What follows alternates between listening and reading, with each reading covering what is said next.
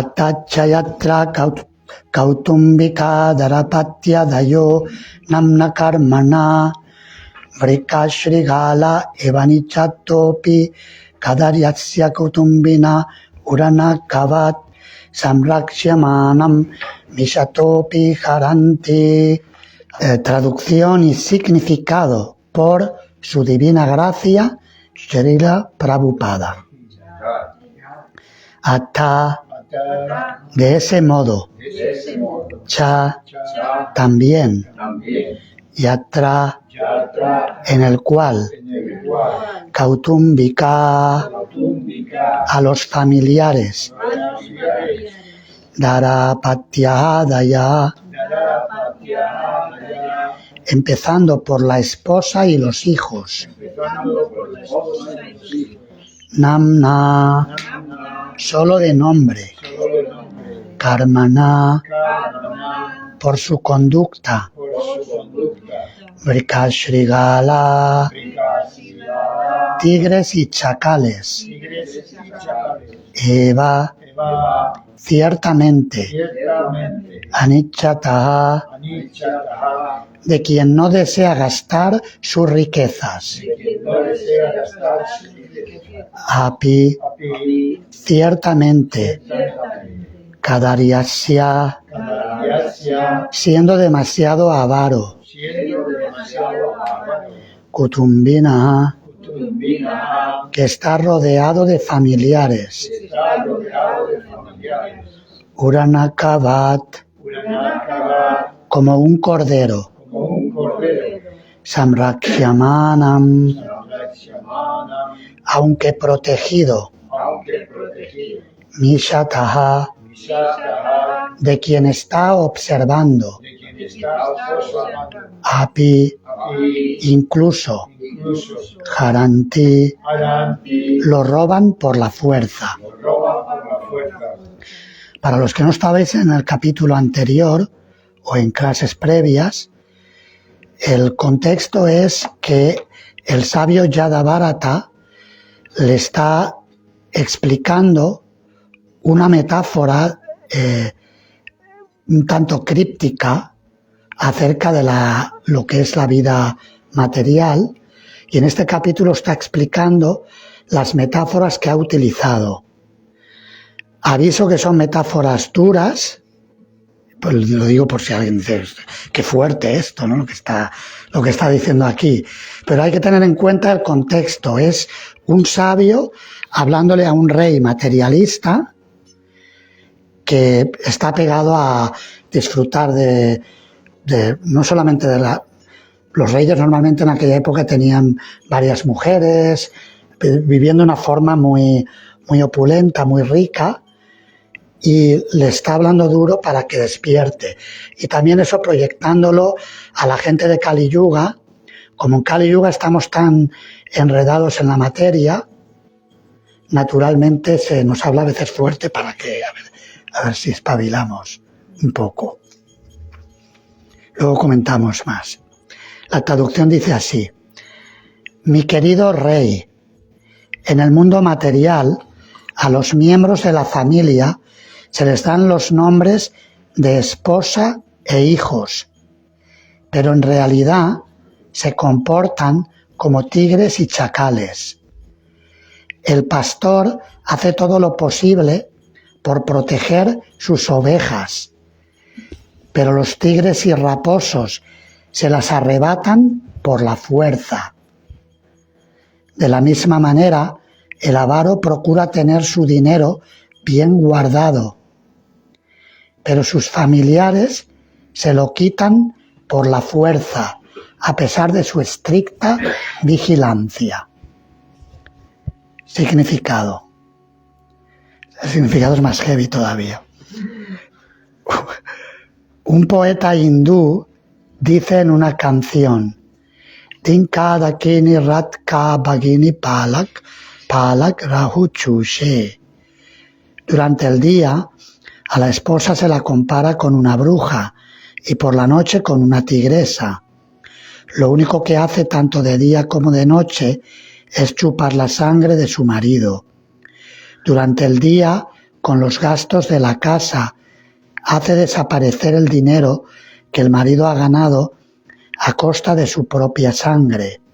Por la noche, atraído por el placer sexual, el marido pierde su sangre en forma de semen. De ese modo, su mujer le desangra de noche y de día, pero él está tan loco que se esmera por mantenerla. De manera similar, los hijos también son como tigres, chacales y raposos. Del mismo modo que esos animales arrebatan las ovejas al pastor, a pesar de su estricta vigilancia, los hijos se llevan el dinero del padre, a pesar de que éste lo administra personalmente. Así los miembros de la familia, aunque reciban los nombres de esposa e hijos, en realidad son asaltantes. Verso y traducción de nuevo. Atachayatta kautumbika darapatyadayo namna karmana vrikashrigala evanichatopi kadaryasya kutumbina uranakavat samraksyamanam mishatopi haranti. Mi querido rey, en el mundo material, a los miembros de la familia se les dan los nombres de esposa e hijos, pero en realidad se comportan como tigres y chacales. El pastor hace todo lo posible por proteger sus ovejas, pero los tigres y raposos se las arrebatan por la fuerza. De la misma manera, el avaro procura tener su dinero bien guardado, pero sus familiares se lo quitan por la fuerza, a pesar de su estricta vigilancia.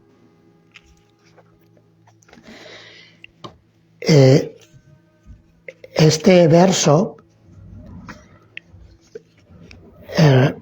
podría decirse sobre el verso que, por un lado, tiene un significado real, práctico, que ocurre muchas veces, pero no necesariamente se aplica en todos los casos. Eso hay que tenerlo en cuenta, porque, por ejemplo, si una persona vive con su familia de una forma espiritual y de una forma consciente, y los miembros de la familia son respetuosos los unos con los otros, no necesariamente se tiene que aplicar como se dice aquí, pero muchas veces en el mundo material esas cosas suceden. Y si lo traducimos al contexto contemporáneo, donde todo el discurso de la igualdad de género es muy fuerte y a veces incluso muy confuso, porque a veces es como, por ejemplo, hicieron un documental que se titula What's a Woman? ¿Qué es una mujer? Si alguien no lo ha visto, se lo recomiendo como a modo de reflexión. ¿Qué es una mujer? Es un documental. Es un documental, básicamente es contestatario a la cultura contemporánea de la igualdad de género en el sentido que se presenta hoy en día. No digo que esté de acuerdo con todo lo que dice el documental. Yo lo vi porque me lo recomendaron, me pareció interesante, útil. O sea, lo que cuestiona es que la gente habla de igualdad de género y habla del feminismo, pero no sabe de lo que está hablando. Porque básicamente es un entrevistador, un investigador, que se va a manifestaciones donde las mujeres están defendiendo los derechos de las mujeres, y entonces le pregunta, ¿qué es una mujer? Claro, para empezar. Entonces, claro, a muchos los deja descolocados porque no se esperan esa pregunta. Porque claro, si estás defendiendo derechos de las mujeres, primero habrá que definir qué es una mujer, y entonces hablamos de los derechos, ¿no? Y básicamente el documental está focalizado en esa dirección. Pero se puede ver subtitulado. Me parece que yo lo vi cuando estuve en casa de un matrimonio de devotos. No voy a decir tampoco quiénes son, porque a lo mejor dicen, ahora está diciendo que tienen Netflix, tenían Netflix, y para verlo lo vi en Netflix, porque yo no tengo Netflix y ellos tenían Netflix. Y entonces les pregunté, quiero ver este documental, ¿me lo podéis facilitar? Y me lo buscaron y me lo encontraron. Parece que no se ve gratis en Google, que tienes que pagar algo. Entonces, bueno, pero no quiero entrar en ese tema, simplemente lo menciono porque naturalmente en el contexto sociocultural contemporáneo, si alguien lee esto, inmediatamente le vienen todos los argumentos de la igualdad de género, etcétera, ¿no? Yo ahí no entro. El mensaje del Bhagavatam no es una cuestión de género. El mensaje del Bhagavatam es que somos almas espirituales eternas, no somos ni hombres ni mujeres, y si bien favorece el contexto digamos, el contexto védico del Varnashrama Dharma, donde se habla de distintos deberes para distintos miembros de la sociedad, el mensaje esencial es que no somos nada de eso, que somos almas eternas, sirvientes de Krishna, y que en cualquier condición social en que nos encontremos, que podemos alcanzar la plenitud cuando dedicamos todas nuestras actividades para complacer a la personalidad de Dios. Igual que en esta historia pone el caso de una mujer con un hombre, se podría interpretar igual, pero al revés, ¿no? Una mujer, ¿no? Efectivamente, eso es lo que iba a decir, que tenemos que traducirlo a nuestro contexto, porque básicamente lo que está diciendo aquí es que en el mundo material, si tienes riqueza, a veces los familiares te la chupan y muchas veces de una forma desleal, de una forma abusiva. A veces ocurre que, no sé ahora cómo está, como cambian tan rápido de generaciones, ahora son las generaciones post-pandemic, creo que no le llaman así ahora, los que han nacido, pero antes estaban los ninis, yo no sé si quedan muchos ninis, ya no hay ninis, ya. ¿Qué son ninis? Ninis. Nini era... También les conocen así. Nini, ni trabaja ni estudia. No sabía si tenía el mismo significado. ¿Hay muchos o no? Hay, pero poco, ya. Eso ya está pasando. los mandan a trabajar ahora. Porque a veces, de hecho, se me quejaba recientemente un padre de familia devoto, tenía hijos no devotos, porque bueno, se ha hecho devoto él, pero no los hijos. Y se quejaba de que sus hijos le desplumaban, le sacaban todo el dinero. Y decía, bueno, pero son mis hijos, y se sentía obligado y les daba. Es decir, que el ejemplo que se da aquí, de que a veces los miembros de la familia sacan el dinero, es muy real. Y a veces es al revés. A veces es un hombre a una mujer. Hay una mujer rica que tiene mucho dinero y el hombre va, la mujer quiere tener compañía, quiere tener cariño, afecto, quiere tener un poco de complacencia sexual, se busca un hombre aunque no tenga mucho dinero y el hombre la despluma. A veces ocurre así. ¿Cómo? ¿Cómo se llama? Gigolo. Gigolo. El hombre que se aprovecha de la mujer. Gigolo, así se llama, ¿no? No sabía. En los años 60. Esas cosas se dan.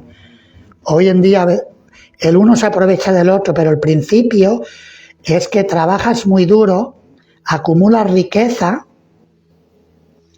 y luego te viene una persona que lo malutiliza, te la saca y la malutiliza para su propia complacencia de los sentidos. Ese es el principio que se menciona en este verso. Srila Vishwanatha Chakravarti Thakur, comentando sobre el verso y comparándolo al verso anterior, en el verso anterior, los que estabais ayer, quizás recordaréis cuál era el tema, cuál era la metáfora. Yo no estaba, fui a Guadalajara. Yo la clase de Eran Maharaj. otros animales. No los. Maharaj ni- También era de saqueo, había saqueo. ¿Quién saqueaba? Los bandoleros. Y en la metáfora, ¿quiénes son los bandoleros? Los sentidos. Hablaba de 6 sentidos, hablaba de vista, oído, olfato, gusto y tacto, y la mente. La mente es el capitán de los sentidos, es el jefe de la banda de bandoleros. Y el concepto es que la riqueza arduamente ganada, que está para ser utilizada en el servicio de Dios y en temas edificantes, por ejemplo, construir templos, imprimir literatura espiritual que se pueda distribuir a la gente para que la gente se eduque, construir instituciones educativas que transmitan valores espirituales, valores fundamentados en el Dharma. Ese sería el buen uso del dinero. O uno mismo, en su propio lugar. Por ejemplo, este fin de semana hemos estado en Almería, en un programa congregacional, y hay un devoto, se llama Venceslao, y él está utilizando, es una persona jubilada, tiene más de 70 años, pero está utilizando mucha parte de su riqueza para servir a los devotos, y en un patio muy grande que tiene ha construido un techado para que los devotos, cuando se reúnen regularmente para cantar y escuchar sobre Krishna, e invitan a personas que puedan estar cómodos, y se ha gastado bastantes miles de euros en el servicio de Krishna y de sus devotos. Claro, cuida de su familia, pero emplea una buena parte de sus ingresos para servir a Krishna y de sus devotos. ¿Cómo se llama el otro? Venceslao. Lo tienes que haber visto online, seguro. En Almería esto. En Almería. Y lo doy como un buen ejemplo de una riqueza bien empleada en el Sanatana Dharma, en el servicio a Krishna. En su propia casa lo ha hecho. Es una casa que él tiene un piso en Almería y tiene una casita, una casa cueva en las afueras, en un pueblecito, en Pechina, y esa casa, cruzando la calle, tiene un patio y un jardín muy bonitos y lo tiene todo muy arreglado. No solamente pone dinero, sino que él mismo tiene todo muy, muy arreglado, las decoraciones, todo súper organizado. Y él va personalmente y limpia el lugar, lo riega. A mí me impresionó mucho el gran espíritu de servicio que tiene a la comunidad. Y luego, claro, también hay otros devotos, hay varias devotas de origen de habla rusa, ucranianos y de otros países que cocinan el prasadam y se organizan para hacer un programa muy, muy hermoso. Y volviendo a la metáfora de los bandoleros, lo que explicaba el verso de ayer es que la mente y los sentidos son bandoleros porque saquean esa riqueza que debe ser empleada en el servicio de Krishna y de los devotos, la saquean para complacerse ellos, los sentidos. Es decir, el dinero se malgasta en la complacencia material. Y Vishwanatha Chakravarti Thakur Cuando compara los dos, dice entre los bandoleros y los chacales, son peores los bandoleros, son más difíciles de controlar. Porque a veces hay un jefe de familia o la persona que tiene el dinero que es avara, que no les deja tocar el dinero a los familiares. Le dice, no, tú trabaja, los manda a trabajar y es duro con los que le quieren saquear la riqueza. Sin embargo, no es capaz de controlar sus propios sentidos. Y ese dinero que acumula egoístamente lo malgasta en la complacencia personal de los sentidos. A mí me llamó la atención esa comparación que hace Vishwanath Chakrabarti Thakur. Tengo un ejemplo gráfico. Yo tenía un cliente en Guatemala que era muy mayor y había tomado la orden de sannyas. Era de Sayadaw, discípulo de Sayadaw. Y se llevaba muy mal con la esposa, ya era 70 y pico de años. Entonces, con los hijos se llevaba bien porque seguían a Sayadaw, pero la mujer no. Entonces tuvieron que ir no le quería dar dinero a la mujer, tuvieron que ir a la corte. Y él era flaco, muy delgadito, muy delgadito. Y en la corte le dio un ataque al corazón y dejó el cuerpo, por no darle dinero a la mujer. El que era avaro con su mujer y le dio un ataque. Sí, a veces hay personas que en base a esa avaricia y egoísmo no comparten lo que tienen, que es el otro extremo. Pero sin embargo son esclavos de su mente y de sus sentidos. Y eso también hace que se degraden. El mensaje es que la energía humana debe utilizarse para la autorrealización. Y todo, dharma, artha, kama y moksha, que son los 4 objetivos que se mencionan de la vida, que se mencionan en los Vedas, deben utilizarse para el servicio de Krishna, para el servicio de Dios y de sus devotos. El dharma es la religiosidad, el comportamiento ético y moral. Artha es la prosperidad material, la riqueza acumulada. Kama es la complacencia de los sentidos. Y moksha, la liberación. Todo ello debe emplearse al servicio de Krishna y de sus devotos. Ese es el mensaje que da esta historia, ese es el propósito de todas estas metáforas tan fuertes para hacernos despertar del apego a la complacencia material de los sentidos. Y también para decirnos, somos tontos, o sea, no estamos dando a Dios, no estamos dando para una buena causa y lo estamos malgastando y nos lo están saqueando personas egoístas, aunque sean miembros de la misma familia, pero tienen una mentalidad egoísta, muchas veces. Eso puede darse también dentro de una misma comunidad también, en la sociedad. Hay personas que se aprovechan de otras que son buenas para su propio placer.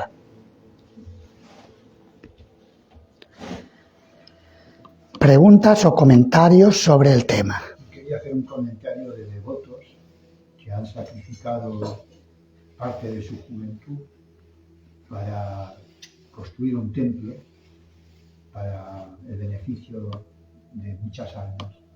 Por ejemplo, cuando uno va al Krishna Balaram Mandir, según entra a su mano izquierda, hay una placa de mármol muy grande y pone devotos que dieron miles y miles de dólares, lo pone en rupias, pero de dólares, como Guru Kripa, no sé si te has fijado. Sí. Y un swami que se quedó ahí en Vrindavan y se deja la barba, es muy flaquito, Yaso no sé qué se llama, Yasomatinanda, no, Swami. ¿Lokaisaranga Swami? No, empieza por Yaso. Ese iba con Guru Kripa, era amigo íntimo de Guru Kripa. Yashodanandana. Sí, Maharaj. Y después el caso, por ejemplo, de Raghunath, que primero estuvo en el Ecuador, estuvo en Quito, haciendo muchas austeridades, porque realmente las hizo. Quito es un sitio en la serranía muy frío, y después fue a Miami, Permanuti estuvo de sirviente en Miami. Yo iba a Miami y me quedaba con ellos.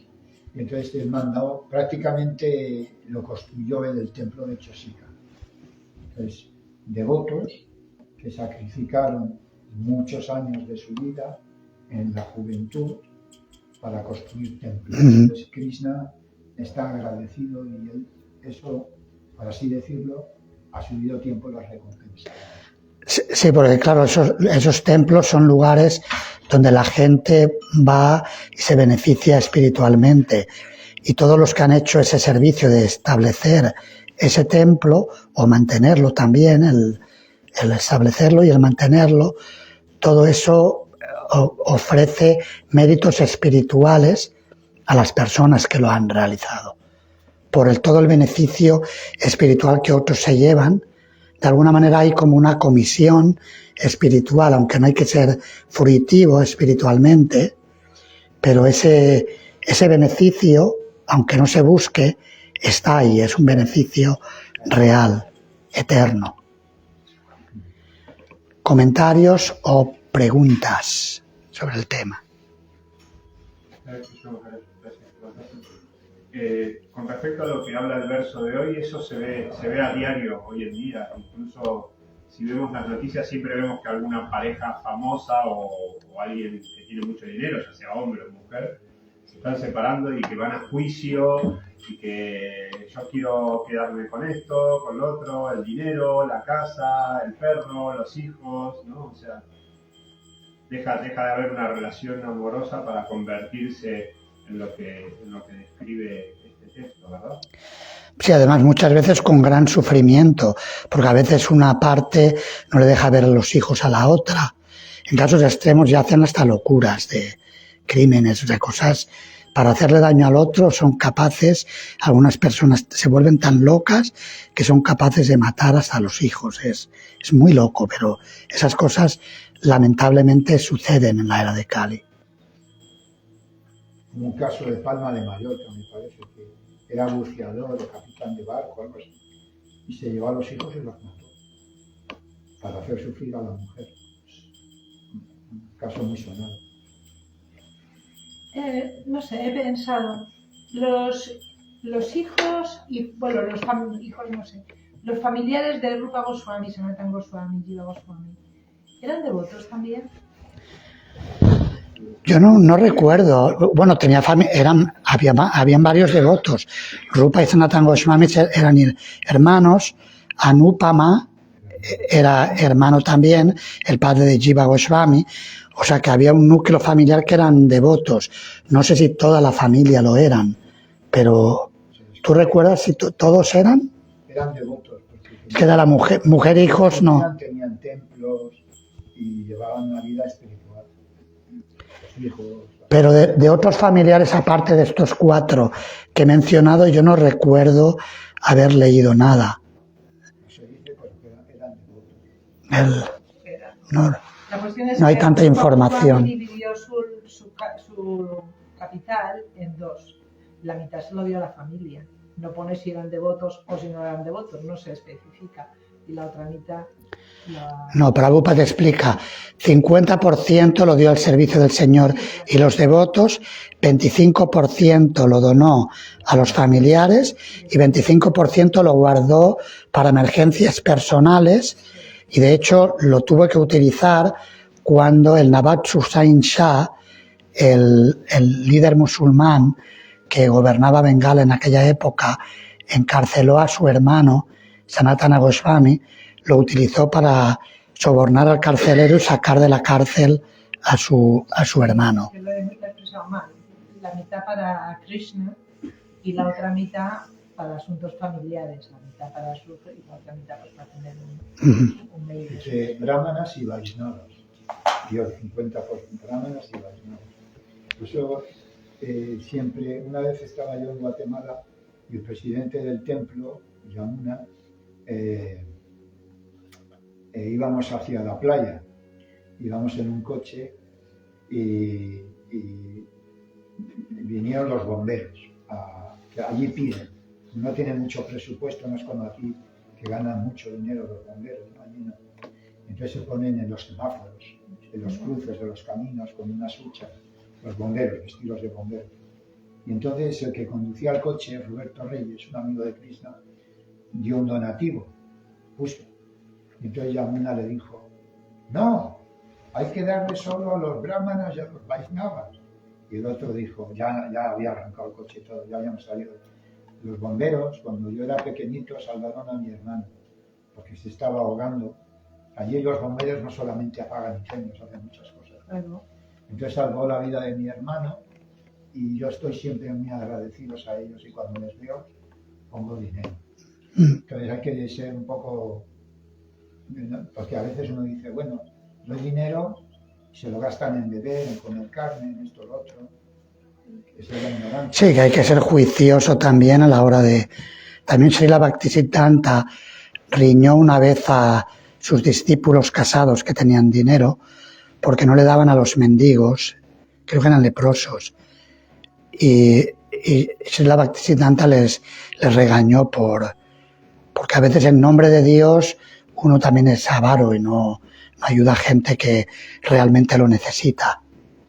También quería recalcar algo, que es muy difícil prever quién es un devoto y quién no lo es, porque yo tengo entendido que los reyes en la época védica sabían a mayor o menor grado pues los Vedas, el conocimiento de los Vedas, y aún así, claro, pues también como seres humanos que somos, pues se quedan cubiertos por deseos egoístas o falsa identificación con el cuerpo, yo y mío. Y, por ejemplo, con Dhruva Maharaj, su madrastra, aunque era reina también, no pudo darse cuenta que Dhruva era una gran alma, o iba a serlo, o lo era ya. ¿No? Entonces, que a veces no somos muy conscientes y que hemos hecho mucho daño también juzgando a los Vaishnavas, a jóvenes, o sí, en la juventud yo lo veo hoy en día, que hay una gran frustración porque se han sido negligidos.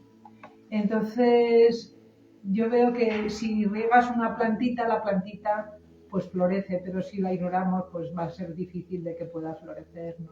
Entonces, como esto es tan duro, por esto quería sacar un poquitito la otra parte, que a veces, sí, es verdad, en un mundo egoísta y todavía sin purificación suficiente para darnos cuenta que somos sirvientes eternos de Krishna, es verdad que nos robamos unos a otros o que nos devoramos unos a otros, siguiendo las palabras de este texto, pero que como que es muy importante ser conscientes de eso, intentarlo, ser conscientes de Krishna en la medida de nuestra posibilidad y también confiar un poquito en los demás porque no sabemos qué tesoros tienen en su corazón. Sí, de hecho, por eso Srila Bhaktivinoda Thakur en sus comentarios, en algunos de sus escritos, menciona que no solamente hay que evitar el Vaishnava parada, las ofensas a las personas avanzadas espiritualmente y devotos de Krishna, sino que hay que evitar ofender a cualquier entidad viviente, no hay que ofender a nadie, porque todas las almas son lugares de residencia de Krishna. Krishna vive dentro de cada alma y por lo tanto ofender a cualquiera es ofender a Krishna. Hay que tener en consideración ambas. Es decir, el respeto no solamente para los devotos o para mi comunidad, sino para todos los seres vivos. Eso es muy importante. Pero claro, siempre cuando leemos la escritura es importante ver el contexto del literario, digamos, en qué punto está, también el contexto filosófico, teológico, lo que se está explicando. Lo que se está hablando aquí es el mundo material, lo duro que es, que aunque te parezca que es un bosque de mucha satisfacción y de disfrute, en realidad es un lugar muy duro. Y es lo que se está explicando y por eso utiliza metáforas fuertes. Para ver si cuando alguien está dormido y hay peligro, dicen, despierta ya, que hay peligro, que hay fuego, que te vas a quemar, sal de ahí corriendo. Ese es el espíritu de las palabras de Yadabharata al rey Rahugana, que estaba muy envanecido con toda su opulencia y su prestigio, su posición como rey, si bien era una persona culta, y por ello pudo responder bien a las palabras del sabio, pero por otro lado está muy apegado a lo material. Y a veces necesitamos ese tipo de mensaje duro para despertar. No obstante, los reyes, tanto en la época védica como ahora, tienen una pequeña licencia para disfrutar, pero cuando se pasan le pasa factura, como tenemos historia en España, cuando disfrutan más de lo que corresponde le pasa factura a él. Pasa que la cultura védica siempre habían brahmanas cualificados que podían corregir y instruir a todos. Claro, en esta época que vivimos ahora, los reyes tienen consejeros, pero están al mismo nivel que ellos prácticamente. No es como Chandragupta y Chanakya Pandit, que Chanakya vivía en una choza, Chanakya Pandit, y el rey vivía en el palacio. Entonces cada vez que iba a verle tenía que desplazarse a la choza. Y un día le dijo Chandragupta, oye, ¿por qué no vienes al palacio y vives conmigo? Esto lo he escuchado de Prabhupada. Y Chanakya le dijo, no, porque si vivo en el palacio, veré a las danzarinas bailar, a las bailarinas, beberé vino y perderé la inteligencia. Entonces no te podré instruir. Se le dio una buena lección al rey. Era el primer ministro, Chandragupta, pero vivía en una cabaña. Chanakya, sí. Chandragupta era el rey, sí. Muchas veces el rey paga un Karma, karma por los ciudadanos también. las actividades pecaminosas. Las actividades pecaminosas de los ciudadanos, y también de alguna forma el padre o la madre paga por el karma de los hijos, ¿no? Sí, todos pagamos un porcentaje de las acciones de los que dependen de nosotros, pero no solamente de las malas, también de las buenas. A veces mira solamente lo negativo, ¿no? No es que si el padre, la madre o el líder político, social, si promueve valores buenos y la gente actúa bien, también recibe un beneficio dármico. Pero si es adármico, se hunde en la miseria, porque va a tener que pagar muchísimo. Se hunde en él y el pueblo. Y lo mismo, gurús con discípulos, también en la relación gurú-discípulo se aplica el mismo principio.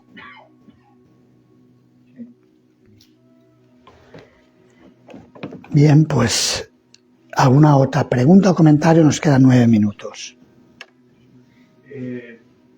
¿Podría ahondar un poco más entre la diferencia que vemos aquí entre lo que es la vida materialista y la vida, digamos, la vida de una, en este caso de una familia o de materialista, y la vida de una familia de devotos dedicados a Krishna? ¿Podría hacer una diferencia un poco más profunda? Sí, claro, hay devotos de muchos tipos, o sea, porque hay devotos más avanzados, devotos menos avanzados, pero bueno, hablando en términos generales, el principio de una familia Vaishnava es que el centro de la familia es Krishna. Ese es el principio. Krishna y el servicio a Krishna y a sus devotos. Esa es la gran diferencia. En la vida material, el centro es la complacencia de los sentidos, individual y familiar. Y luego, claro, ya depende de también familias materialistas, hay de muchos tipos.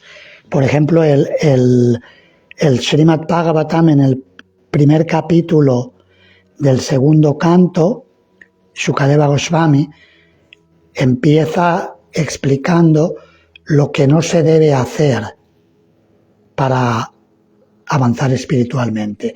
Porque el rey Pariksit le ha preguntado cuál es el deber del ser humano y en especial del ser humano que está a punto de morir. Y una de las cosas que le pregunta es qué es lo que no tiene que hacer, qué tiene que hacer, pero también qué es lo que no tiene que hacer. Y el sabio le empieza respondiendo qué es lo que no hay que hacer, precisamente porque perdemos mucho el tiempo. Entonces le dice, Shrotavyadini Rajendra Narenam Santi Sahasrasha Apashyatam Atmatatvam Grijeshu Grihamedinam, que las personas que están focalizadas en el desarrollo familiar, sin conciencia espiritual, sin Atma Tattva, conocimiento de la verdad del alma y del alma suprema, tienen muchos temas de los que hablar y escuchar. Y luego dice, un verso que tiene mucha relación con el verso de hoy, Nidraya Riyate Naktam Vyavayena Chavavaya Divacharte Haya Raja Kutumba Paranena Va, que durante el día los materialistas casados dedican su energía a ganar dinero y a malgastarlo. Y por la noche pierden su tiempo durmiendo más de la cuenta cuando pueden, claro, cuando trabajan mucho no, pero durmiendo más de la cuenta y en la complacencia sexual.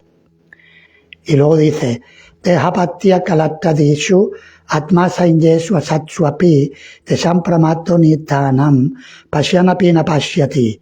Dice que esas personas materialistas toman refugio en soldados falibles. Los soldados falibles son Deha, el cuerpo, Apatya, la esposa, el cónyuge, los parientes, Apatya, Kalatra, la esposa, Adishu, los hijos, el saldo bancario, etcétera, todas las diferentes cuestiones materiales. Y el resultado de esto es que son destruidos. Aunque tienen suficiente experiencia en la vida, porque han visto que están muriendo, continuamente están muriendo personas, aún así no ven su destrucción inevitable. Ese sería el paradigma de las personas materialistas. En el caso de los devotos, en vez de tener el foco en esas cuestiones materiales, su atención está centrada en Krishna. ¿Y de qué manera una familia consciente de Krishna funciona? Srila Prabhupada habló de 4 actividades que, si se llevan a cabo en familia, hace que la vida familiar sea muy placentera. Cantar los nombres de Dios en familia, adorar a Krishna en familia, comer prasadam, alimentos santificados en familia, y escuchar y leer las escrituras en familia. Esa es la diferencia entre unos y otros. ¿Alguna otra pregunta o comentario que tengáis? ¿Esto de qué canto es? ¿El segundo canto? Segundo canto, los primeros 4 versos. Versos 2, 3 y 4. El primer capítulo. Primer capítulo. Eso se relaciona también con lo que está hablando de Kali Yuga anteriormente. Esto es en general para todas las series. El Bhagavatam está escrito para gente de Kali Yuga, pero el principio es universal, se aplica en todos los tiempos. Lo que pasa en Kali Yuga, lo que predomina es el tipo de personas materialistas. En otras eras, por ejemplo, en Satya Yuga, todo el mundo era espiritualista y un materialista era rarísimo de ver, no se veían personas materialistas. Todo el mundo meditaba, los gurús no iban a buscar discípulos, la gente iba a buscar a los gurús. En Kali Yuga tiene que ser al revés, que los gurús tienen que ir a buscar, de hacer discípulos para ayudar a despertar a las almas, porque si no, no pasa nada. Pero en Satya Yuga era justamente lo opuesto. En la clase que da Srila Prabhupada, que habla de Ayamí, dice que es de otra época, porque dice que Ayamí, cuando fue a recoger flores para adorar la deidad, vio a un hombre ebrio abrazando a una prostituta. Dice que en aquella época era muy difícil de ver una escena así, era imposible casi, pero hoy en día es normal. Entonces habla de otras épocas que los principios eran diferentes. Hoy en día no se desplazan, tienen con los aparatos, con la máquina del diablo lo pueden ver. Un devoto le llamaba a los ordenadores y a estos artilugios la máquina del diablo. Se puede ver cualquier degradación. Es el peligro muy grave. Quería comentar un hecho de que el señor Goranga mandó a Nityananda y a Haridas Thakur a ir de casa en casa pidiendo a la gente que cantara el santo nombre. O sea, no, y eran como los maestros espirituales de la gente. Entonces, el mismo señor Chaitanya Mahaprabhu manda a ellos a que vayan de casa en casa, no ya que vayan a buscarle a la gente, que les vaya a buscar a la gente, sino es el mismo Chaitanya Mahaprabhu el que les envía a buscar a la gente para que cante el santo nombre. Sí, en la era de Kali ese es nuestro servicio, el salir y dar el santo nombre a las personas. Recuerdo una anécdota, cuando estábamos en la calle Red y empezamos a hacer Sankirtan, el primer barrio que hicimos fue el gótico. Entonces, en algunas casas, se ve que en aquella época machacaban más que ahora, iban mucho los testigos de Jehová, de casa en casa, iban 2. Entonces, en muchas puertas, nosotros también íbamos a distribuir, llevándonos a la conciencia de Krishna, tenían como una especie de placa y decía, abstenerse los testigos de Jehová. Es decir, que no tocaran el tiempo ni la puerta, porque parece que eran muy pesados, muy pesados. Entonces, en muchas ponía eso, abstenerse los testigos de Jehová. Este devoto que os mencioné, que tan bueno, Venceslao, fue 17 años testigo de Jehová, 12 años carmelita, estuvo de joven viviendo con los carmelitas, y el otro día estábamos cantando en el Paseo Marítimo de Almería, estuvimos 2 horas y media haciendo bhajans, y entonces vino un predicador evangelista, se acercó y nos dejó así unos panfletos. Era un poco como, vino medio provocando. Y entonces Venceslao lo cogió por banda, porque conoce muy bien la Biblia, los testigos conocen... Su versión. Vale, pero conocen, saben citar. Lo cogió por banda y le dio un repaso que el evangelista se fue rápido. Cuando paso por delante de ellos, les digo buenos días. Y siempre les digo la misma frase: el que teme al infierno no es digno de aspirar al cielo. Les digo hasta luego. Porque toda su doctrina se basa en el miedo. He estado en varias reuniones de ellos No hay que y se basa en el perturbarlo. miedo. A mí me preguntan, ¿usted conoce la Biblia, conoce nuestra filosofía? Sí, señor. Están ustedes bien situados. Y ya está. Te van, no tienes que decirles nada que les perturbe. Ahora están en muchos sitios, en las calles. Cada uno tiene su estilo. Estación de autobuses. Y yo me quedo mirando así. ¿Usted conoce la Biblia? Sí. Y sí, le dices que sí, ya está. Y cuando llamabais, ¿qué decíais? No somos testigos, no somos... No, cuando llamabais a esa puerta, supongo, ¿no? No, pero no más vestidos de devoto. Pero- gritaos. Pero cuando ponía abstenerse los testigos de Jehová, supongo que llamaríais, ¿no? En la puerta. Sí, no, tocábamos la puerta y enseguida ya veían que era un devoto de Krishna. Y lo sabían casi todos, porque era algo nuevo. Algunos daban importancia, se asustaban, porque íbamos de bramachari. Oye, algunos devotos también les llaman pesados. Sí. A los devotos también les llaman pesados porque los devotos Bien. Pues vamos a terminar la clase. Leo de nuevo el verso y cerramos. Mi querido rey, en el mundo material a los miembros de la familia se les dan los nombres de esposa e hijos, pero en realidad se comportan como tigres y chacales. El pastor hace todo lo posible por proteger sus ovejas, pero los tigres y raposos se las arrebatan por la fuerza. De la misma manera, el avaro procura tener su dinero bien guardado, pero sus familiares se lo quitan por la fuerza a pesar de su estricta vigilancia. Muchas gracias. Grantaraj Srimad Bhagavatam ki jai. Srila Prabhupada ki jai.